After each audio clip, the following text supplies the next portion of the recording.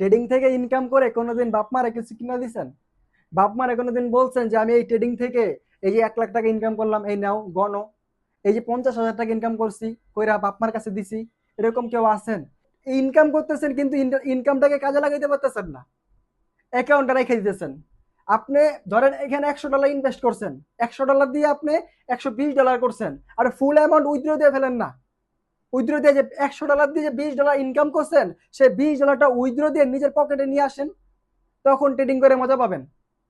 তখন ট্রেডিং করে মজা পাবেন। এখানে 90% মানুষ ট্রেডিং এ প্রফিট করতে পারে কিন্তু প্রফিট ধরে রাখতে পারে না, লস করে ফেলে। প্রফিট করতে পারে কিন্তু প্রফিট বুক করতে পারে না। এটা হচ্ছে 90% ট্রেডার এখানে এরকম অবস্থা, যে প্রফিট করা যায় কিন্তু প্রফিট ধরে রাখতে পারে না। এর জন্য যারা এখানে আছেন, আমার স্টুডেন্ট যারা আছেন, আমাকে যারা ভালোবাসেন, আমাকে যারা বিশ্বাস করেন, তাদের কথা বলতেছি যে আপনি যদি $50 দিয়ে ট্রেডিং শুরু করেন, ধরেন একদিনে $50 দিয়ে ট্রেডিং শুরু করছেন, সেদিন আরো $10 ইনকাম করছেন, সম্পূর্ণ ব্যালেন্স উইথড্র দিয়ে ফেলেন।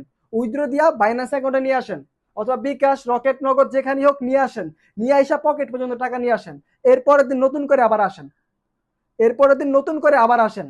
যখন ট্রেডিং থেকে ইনকাম করতেছেন, ইনকামটাকে ইনকামের টাকাটা উইথড্র দিতেছেন, ক্যাশ করতেছেন, পকেটে নিয়ে আসতেছেন, তখন ট্রেডিং করে আসল মজা পাবেন।